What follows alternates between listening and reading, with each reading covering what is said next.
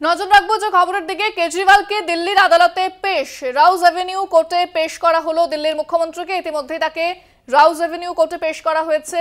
অরবিন্দ কেজরিওয়ালকে দেখতে পাচ্ছেন সেই ছবি, আদালতে নিয়ে যাওয়া হচ্ছে। অরবিন্দ কেজরিওয়ালকে দিল্লি আদালতে ইতিমধ্যে পেশ করা হয়েছে।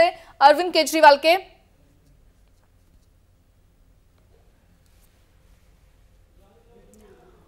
বিস্তারিত কথা বলবো। ফোনে রয়েছেন আমাদের প্রতিনিধি জয়ন্ত চৌধুরী। জয়ন্ত দা, দিল্লি কোর্টে, দিল্লি রাউজ অ্যাভিনিউ আদালতে পেশ করা হচ্ছে অরবিন্দ কেজরিওয়ালকে, কি জানা যাচ্ছে বিষয়ে?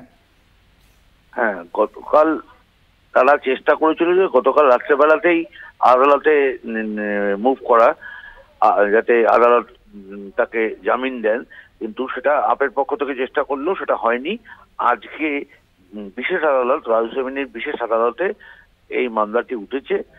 এখন সম্ভবত যেটা শোনা যাচ্ছে সেটা হচ্ছে অন্তত 10 দিনের জন্য হেফাজত চাইবে ইডি। এখনো পর্যন্ত সেই মামলা উঠেছে, কিন্তু এদিকে বাইরেও বিক্ষোভ ব্যাপক হারে বাড়ছে এবং সম্ভবত এই যদি হয় শেষ পর্যন্ত তাকে আরো 10 দিনের জন্য ইডি হেফাজতে নেয়, অর্থাৎ জামিন না হয়, তাহলে স্বভাবতই পুরো পরিস্থিতিটা আরো জটিল আকার নেবে।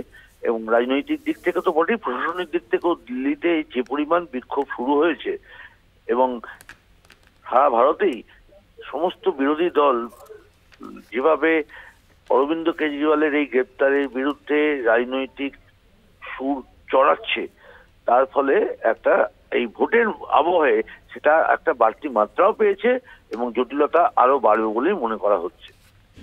ধন্যবাদ জয়ন্ত। আমরা কথা বললাম আমাদের প্রতিনিধি জয়ন্ত চৌধুরীর সঙ্গে। এবং অরবিন্দ কেজরিওয়ালকে পেশ করা হয়েছে দিল্লি আদালতে, দিল্লি রাউজ অ্যাভিনিউ কোর্টে পেশ করা হলো অরবিন্দ কেজরিওয়ালকে।